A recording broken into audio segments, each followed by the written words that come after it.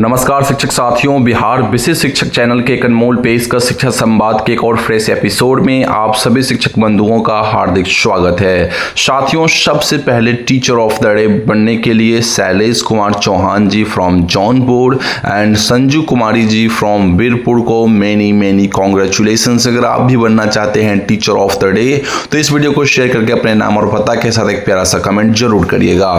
साथियों, शिक्षा विभाग ने शुक्रवार को जानकारी दी है कि शिक्षकों के स्थानांतरण की प्रक्रिया नियमावली में संशोधन के बाद ही शुरू होगी। विभाग ने स्पष्ट किया है कि स्थानांतरण के लिए केवल ऑनलाइन आवेदन ही स्वीकार किए जाएंगे और भौतिक रूप से आवेदन पत्र जमा करने की कोई आवश्यकता नहीं है। ऑनलाइन प्राप्त आवेदनों पर ही विचार किया जाएगा। साथियों, पता नहीं क्या हो गया है शिक्षा विभाग को।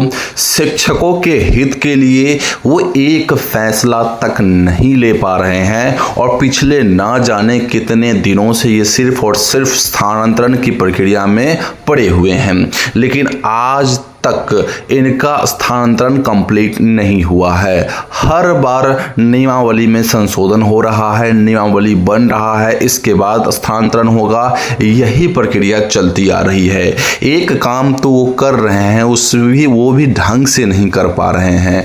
कहने का अर्थ साथियों यहाँ पर ये है कि विभाग जब स्थानांतरण पर ही उतरी हुई है, केवल वो शिक्षकों को ट्रांसफर ही करना चाहती है, तो सही ढंग से कर देना। जो शिक्षक इसके लिए तड़प रहे हैं उनको तो स्थानांतरण मिल नहीं रहा है, और जिनको जरूरत भी नहीं था बस यूं फ्लो में आवेदन कर दिए, उनका जो है आपने ट्रांसफर कर दिया। और जो शिक्षक एक्चुअल में अपने घर से करीबन 100 किलोमीटर 200 किलोमीटर दूर रह के नौकरी कर रहे हैं, उनका स्थानांतरण आपसे होता नहीं है। ऑनलाइन आवेदन मांगते हो आप कर नहीं पाते हो। हार के शिक्षक क्या करेंगे, ऑफलाइन में जाके भी देते हैं आपको, तो आप ना ऑनलाइन माध्यम से कर पा रहे हैं ना ऑफलाइन माध्यम से कर पा रहे हैं। आई डोंट नो आप क्या करेंगे। वहीं कैबिनेट की सौगात है साथियों, बच्चों की छात्रवृत्ति अब 2 गुनी हो चुकी है। राज्य कैबिनेट ने 1 से 10 तक के करीबन 1.5 करोड़ छात्रों की छात्रवृत्ति राशि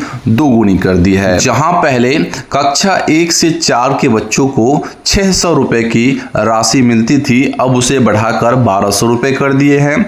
वहीं कक्षा 5 से 6 के बच्चों को पहले 1200 रुपए छात्रवृत्ति की राशि मिलती थी, अब उसे बढ़ाकर 2400 रुपए कर दिए हैं।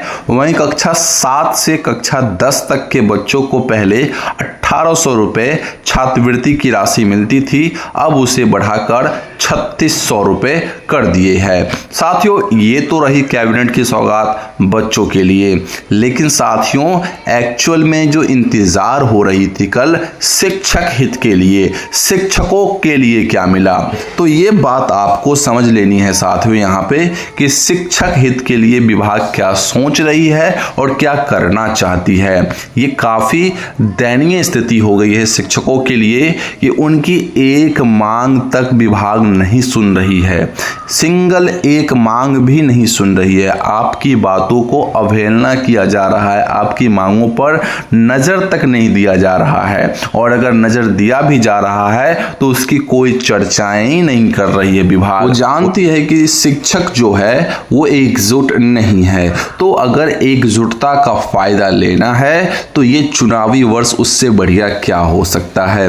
अगर अब भी आप अपने एकजुटता का परिचय नहीं देंगे तो हमेशा की तरह इस बार भी आप ठगे जाएंगे। साथियों, कल ही मैंने आपको अपनी वीडियो में बताया था कि कैबिनेट बैठक में जो है डीए जो बढ़ा है केंद्रीय कर्मियों के लिए, वो राज्यकर्मियों के लिए भी बढ़ सकती है। तो साथियों, कल कैबिनेट बैठक के बाद प्रेस वार्ता में अपर मुख्य सचिव अरविंद कुमार चौधरी ने बताया कि राज्य के सभी सरकारी कर्मियों और पेंशन भोगियों का महंगाई भत्ता 55% से बढ़ाकर 58% कर दिया गया है। इसका लाभ उन्हें 1 जुलाई 2025 से मिलेगा और इस पर सरकार करीबन 917 करोड़ 78 लाख रुपए खर्च करेगी। अब चाहे विभाग इसे 55% रखे या 58% रहे या 158% कर दे, इसका कोई तात्पर्य बनता नहीं है साथियों। कारण ये है साथियों कि शिक्षक पिछले 9 से 10 महीनों से केवल और केवल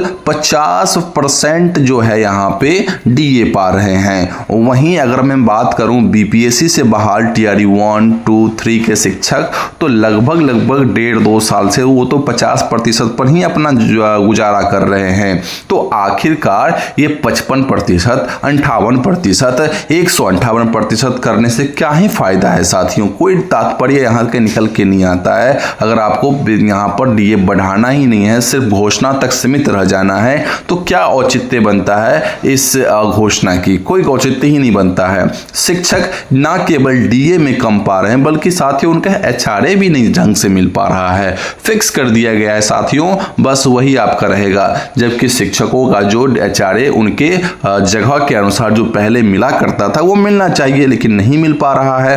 वहीं साथियों कल हुई कैबिनेट फैसले से शिक्षक नाराज हो गए हैं साथियों। पटना मार्च की तैयारी तेज हो चुकी है। अब साथियों शिक्षक किस हद तक नाराज हुए हैं ये तो साथियों आने वाला समय ही बताएगा। साथियों कैबिनेट बैठक में शिक्षकों के हित में कोई फैसला नहीं आने के बाद पूरे बिहार के 7 लाख शिक्षक आक्रोशित हो गए हैं। अब 5 अक्टूबर 2025 को पटना के गर्दनी बाग में विशाल प्रदर्शन की तैयारी तेज हो गई है साथियों। इस बात को मैंने आपको पूर्व के वीडियोस में बताते आया हूं। कैबिनेट बैठक है, संभावना है, लोग उम्मीद लगाए रखे हैं कि उनकी मांगों को सुनी जाएगी। उसमें नियोजित शिक्षक भी शामिल है, विशिष्ट शिक्षक भी शामिल है, प्रधानाध्यापक भी है, बीपीएससी से बहाल टीआरई 1, 2, 3 के शिक्षक है। लेकिन आज तक जो है कैबिनेट बैठक में कोई मांगे पूरी नहीं की गई है, तो यहाँ पर भी बिल्कुल नहीं होने वाली थी।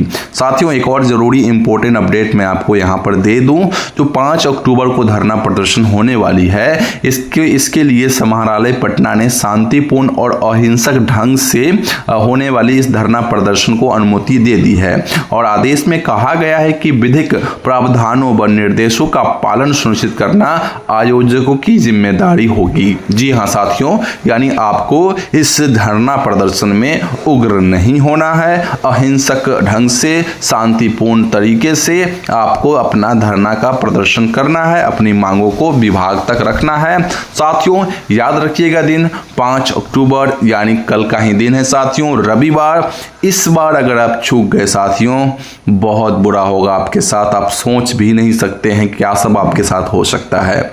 शिक्षक नेताओं ने कहा है कि 2015 ले लो आप या 2020 ले लो आप, इन सब में जो भी शिक्षकों के हितों में फैसला आया उसका एकमात्र साधन था, वो था हड़ताल। जी हाँ साथियों, हड़तालों से ही लाभ मिला। लेकिन 2025 में अब तक सिर्फ विभाग की औपचारिकता दिख रही है। शिक्षक साथी भी मौन बैठे हैं जैसे वो साधना में विलीन हो। वहीं उन्होंने स्पष्ट किया है शिक्षक नेताओं ने कि बिना एकजुट होकर संघर्ष किए कोई फायदा नहीं होगा साथियों। नेताओं ने चेतावनी भी दी है साथियों कि अगर शिक्षक साथ नहीं आए तो अगले 5 साल केवल और केवल औपचारिकता और निराशा में बीतेंगे। तो साथियों आप सभी कमर कस ले। इस बार जो है यो मुझे रामधारी सिंह दिनकर का जो है एक पंक्ति याद आ रहा है कि याचना नहीं अब रन होगा, जीवन जय या कि मरण होगा।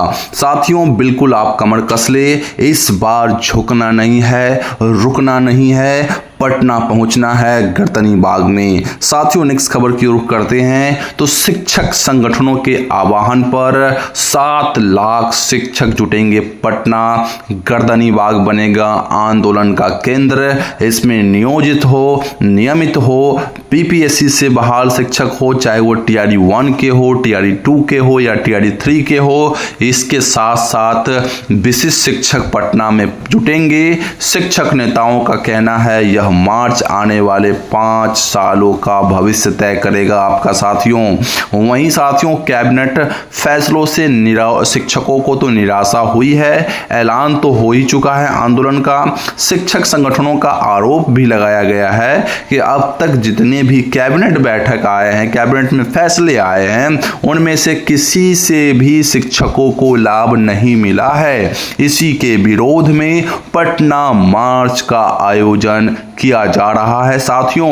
5 अक्टूबर वो दिन याद रखिएगा, कल का ही दिन है साथियों।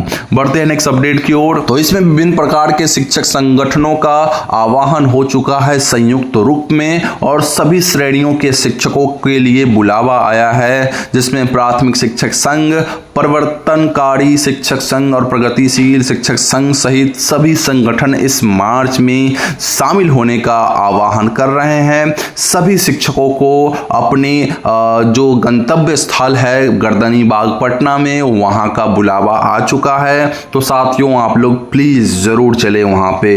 वहीं शिक्षकों से अपील है कि अपने भविष्य के लिए पटना चलना होगा। शिक्षक नेताओं ने कहा है कि नियोजित हो, विशिष्ट हो, प्रधान अध्यापक हो, बीपीएससी से बहाल शिक्षक हो, अपने और अपने परिवार के भविष्य को सुरक्षित करने के लिए इस आंदोलन में शामिल होना अति आवश्यक है, जरूरी है साथियों। मैं इतने देर से इस वीडियो में एक ही बात पर लगातार चर्चा कर रहा हूं कि कल 5 अक्टूबर दिन रविवार आप सभी शिक्षक साथियों को पटना चलना है, मतलब चलना है। अगर पिछड़ गए, रुक गए, किसी और के भरोसे रह गए तो साथियों इस बार भी आपको कुछ नहीं मिलने वाला है। तो ये अंतिम मौका है, अंतिम समय है, आप लोग जरूर जुड़े। बाकी के अपडेट्स पाने के लिए हमारे व्हाट्सएप चैनल को ज्वाइन कर ले, जिसका लिंक वीडियो के डिस्क्रिप्शन बॉक्स में मैं डाल दूंगा। आप लोग जाके हमारे व्हाट्सएप चैनल से ज्वाइन कर सकते हैं। पल पल की अपडेट्स मैं आपको वहां पर देता रहूंगा, इस धरना से जुड़ी और शिक्षक हित से जुड़ी हुई। बाकी मिलते हैं हम अगली वीडियो में अगली अपडेट के साथ, तब तक के लिए बने चैनल के साथ। जय हिंद।